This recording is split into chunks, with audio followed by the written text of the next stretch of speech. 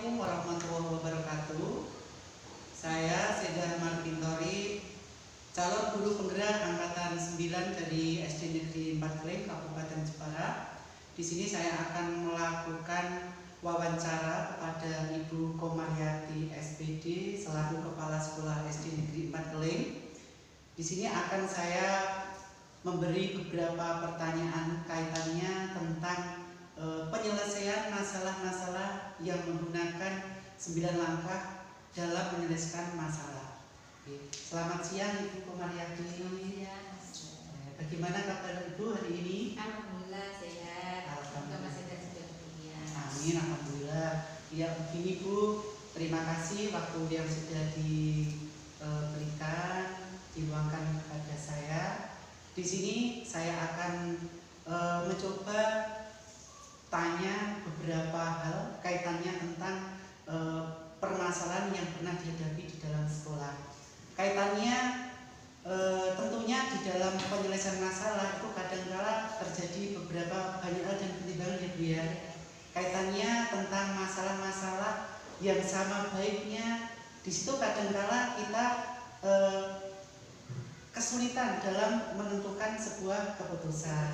Nah, dalam pertanyaan yang akan saya tanyakan kepada Ibu,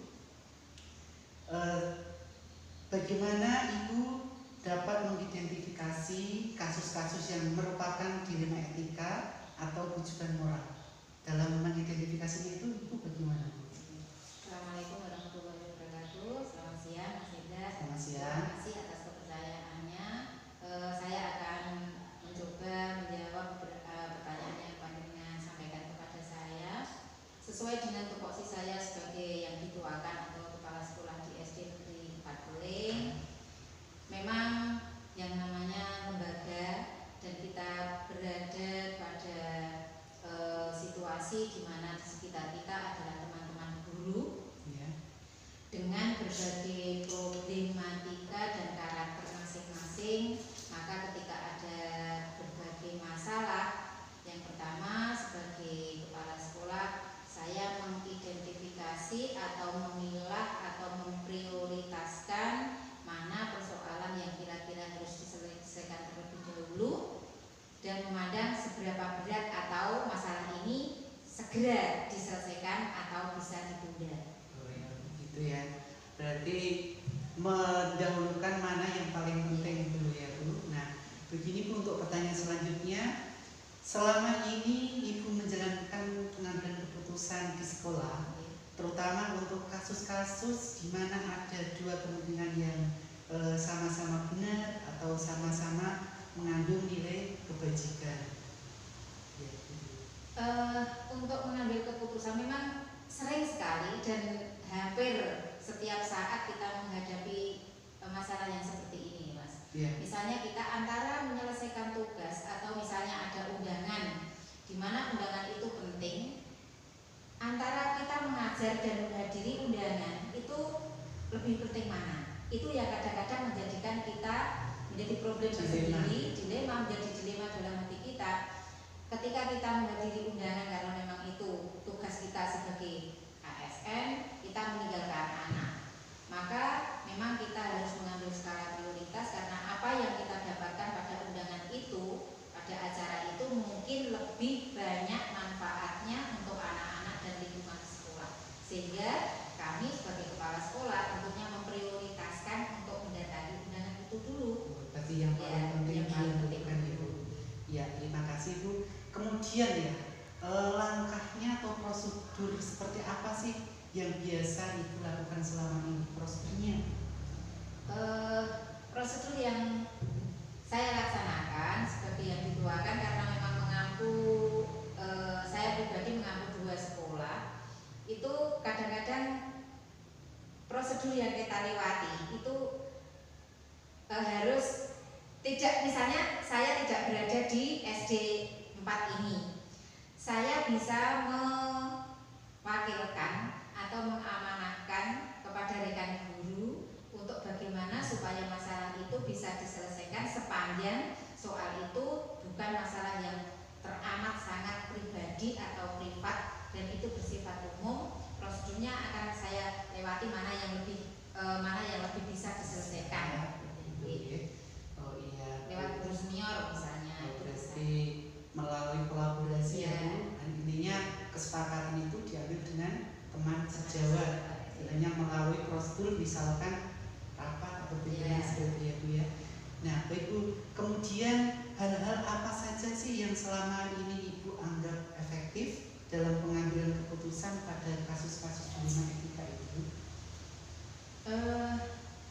Efektif dan efisien waktu memang perlu kita prioritaskan. Iya. Karena memang kita bekerja dari pagi sampai jam kerja kita ada batasnya, sehingga apa yang kita laksanakan dan harus kita selesaikan itu artinya kita tidak menunda waktu sampai kita segera selesaikan, jangan menunda waktu sehingga ketika ada problem baru lagi ini sudah selesai. Jadi kita segera apapun yang terjadi segera diselesaikan sehingga tidak ada tumpukan masalah di dalam suatu lembaga atau di antara saya dengan rekan-rekan guru atau dengan anak-anak.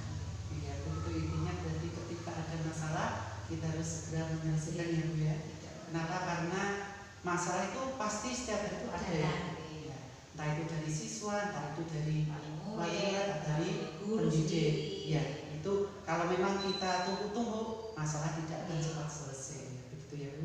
Nah, ini Bu, dalam mengambil keputusan atau menyelesaikan kasus-kasus dilema etika itu ya Bu, kira-kira tantangannya apa Bu?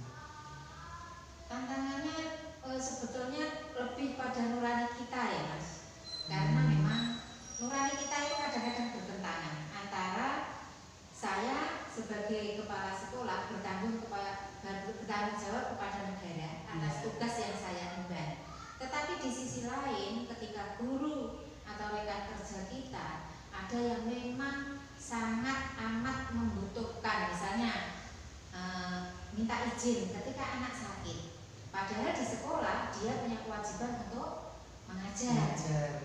Apa yang saya lakukan sepanjang di sekolah masih bisa diatasi, ada guru yang mengaku kelas yang ditinggalkan oleh guru tersebut, saya akan mengizinkan beliau untuk misalnya merawat putranya yang sedang sakit atau menunggu putranya yang sedang sakit. Intinya begini, kita semua bisa menjalankan kewajiban dan bisa menghadapi yang namanya dilema etika, dilema moral itu sepanjang kita bisa berkolaborasi, bisa bekerja sama dengan baik, dan di antara kita, di antara teman-teman kita itu tidak terjadi masalah yang intinya masalah secara pribadi, masalah secara kelembagaan itu bisa kita selesaikan secara baik. Iya, terima kasih Bu. Jadi intinya mana yang paling prioritas tantangannya. Masalah itu setiap saat ada Mas. Iya. Berarti tantangannya di situ ya Bu ya.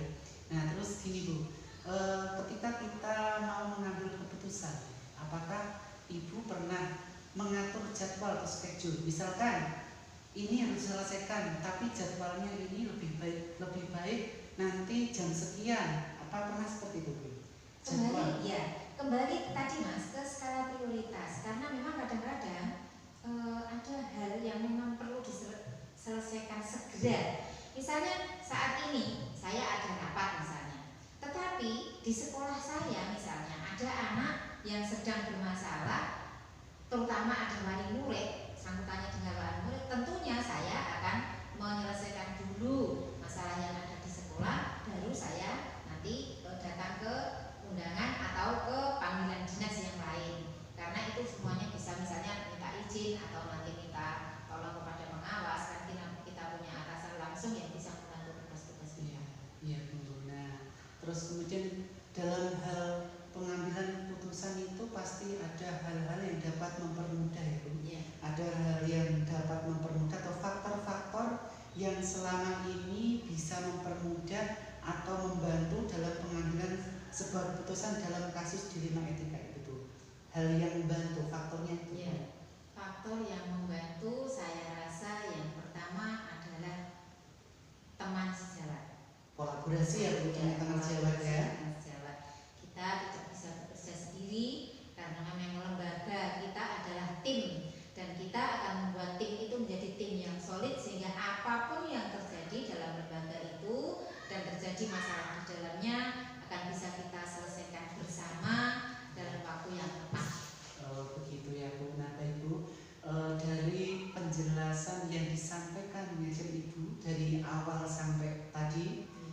kira-kira hal baik apa sih yang dapat Ibu ambil dalam pengambilan keputusan dilema etika itu, Bu? Hal yang baik dalam pengambilan keputusan dilema etika itu bagi pribadi saya yang pertama adalah melatih diri saya untuk lebih dewasa, lebih sabar dalam menghadapi suatu masalah, kemudian menyelesaikan masalah itu dengan berhati-hati dan berkolaborasi dengan teman yang lain. Yang ketiga adalah transparansi atau keterbukaan bersama rekan-rekan sehingga nanti tidak terjadi tidak terjadi saling curiga-mencurigai di antara kita. Jadi semuanya harus terbuka, diselesaikan bersama sehingga nanti ke depan semuanya itu menjadi terbuka dan baik untuk semuanya. Nah, jadi intinya hal yang dapat Ibu ambil itu memang yang paling penting adalah kebersamaan ya, bersamaan. Ya, baik Bu, terima kasih waktu yang sudah diberikan kepada saya.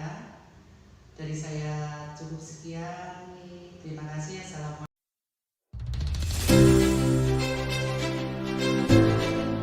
Assalamualaikum warahmatullahi wabarakatuh.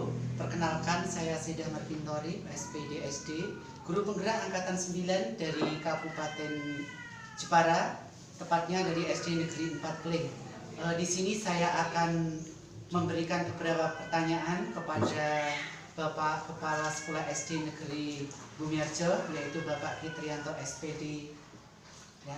Ya, selamat siang Bapak. Ya, selamat siang. Ya, bagaimana kabar Bapak hari ini? Alhamdulillah baik. Ya, terima kasih waktu yang sudah diberikan kepada saya dan menyempatkan peluangnya di siang hari ini.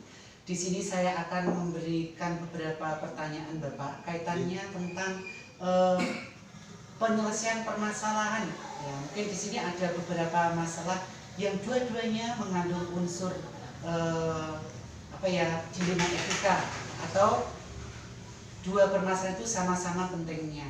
Nah, begini Bapak, tentunya di sekolah sini pasti pernah ada beberapa masalah ya Pak ya.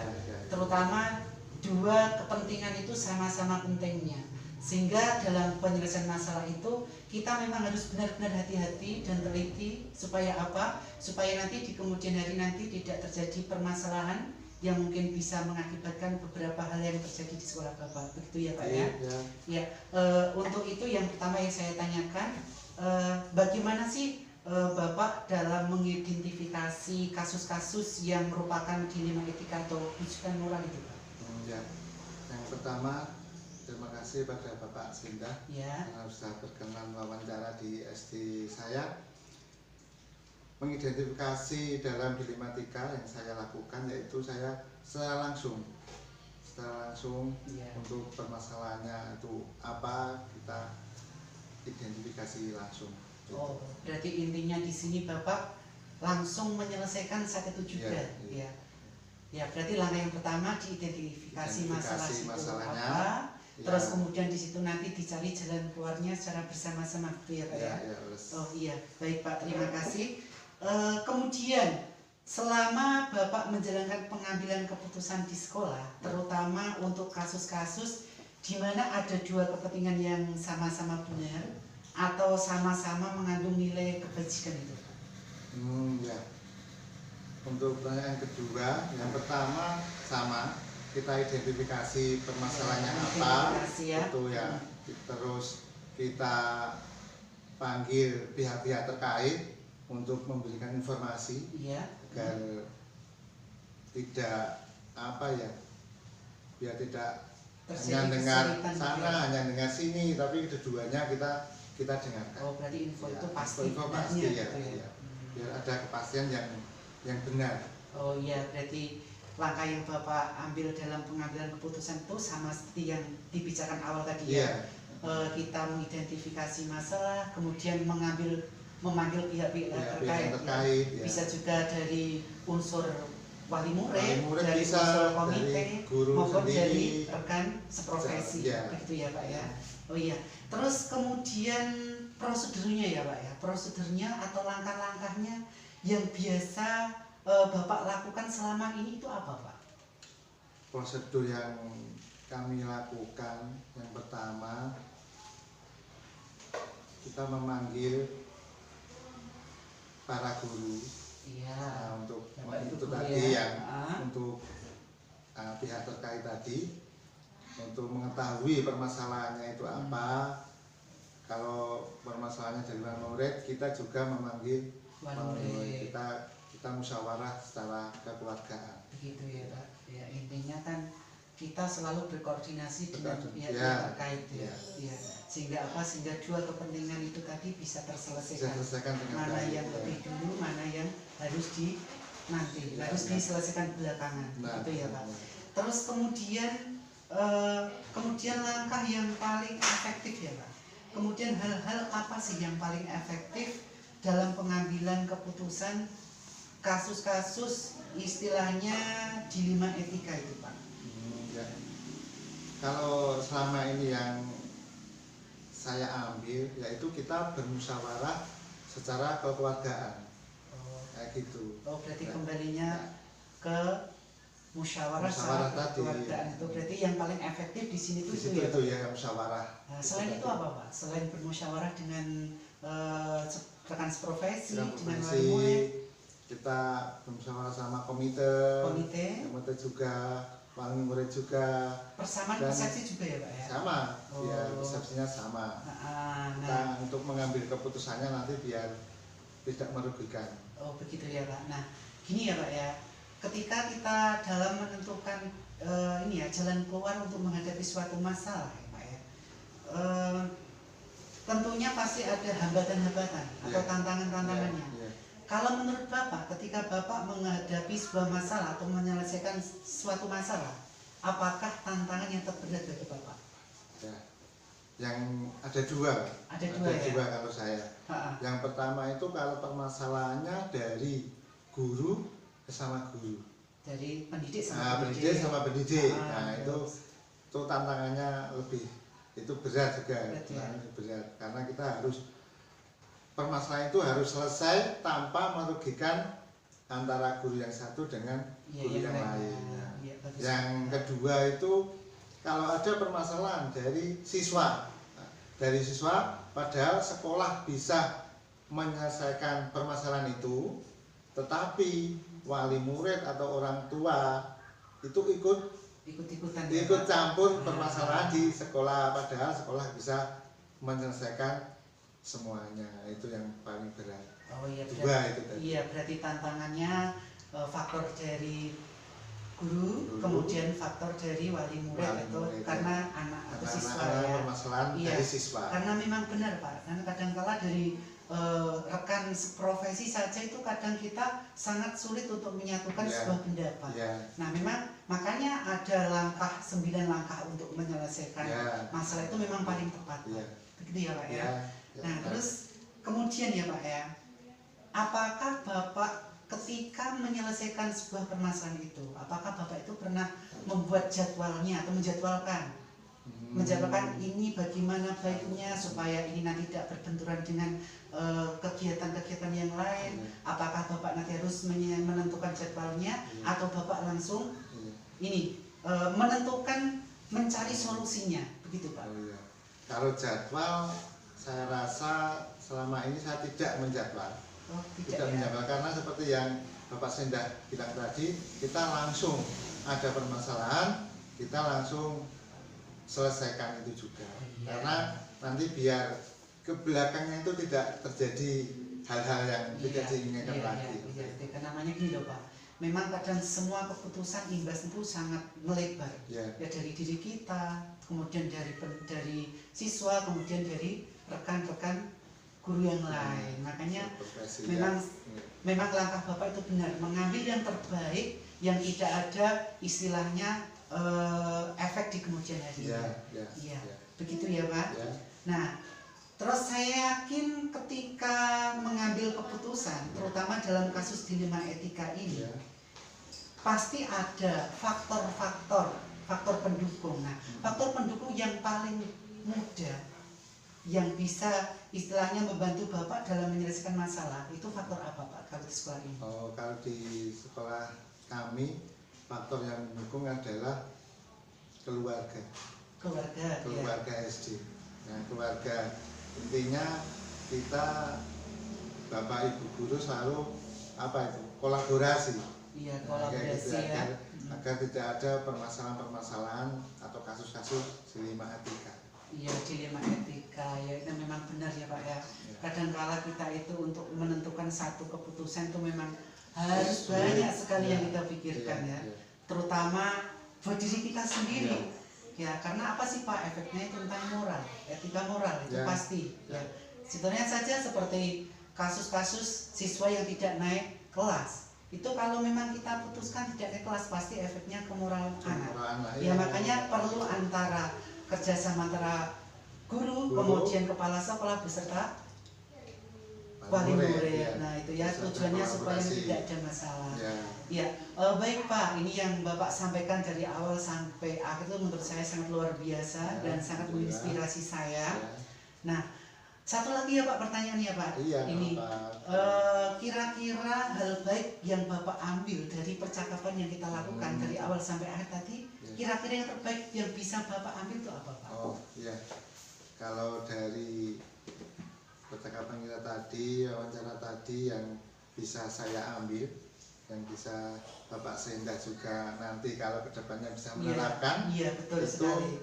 Untuk mengambil keputusan, untuk mengambil suatu keputusan, memecahkan permasalahan yang harus kita kedepannya adalah musyawarah untuk kekeluargaan. Iya, bermusyawarah. Terutama itu kita bermusyawarah untuk mencapai sebuah kemufakatan untuk mencapai tujuan itu tadi dan tidak merugikan orang lain, satu sama lain tidak kita rugikan. Itu yang paling penting. Saya kira yang paling penting itu. Sangat bagus sekali Pak. Mudah-mudahan ini juga menginspirasi buat terutama saya sendiri juga nanti ketika saya pergunakan di tempat saya bertugas, mungkin bisa saya istilahnya saya gunakan di sana. Ya, terima kasih Pak atas waktu yang sudah diluangkan. Saya terima kasih sudah dibantu. Kurang lebihnya saya pribadi sebagai calon guru penggerak angkatan 9, mohon maaf ya Pak ya. Ya, sama-sama. Terima kasih. Demikianlah percakapan dalam memutuskan sebuah masalah yang dikaitkan dengan 9 langkah dalam menyelesaikan sebuah masalah. Jadi saya cukup sekian. Assalamualaikum warahmatullahi wabarakatuh.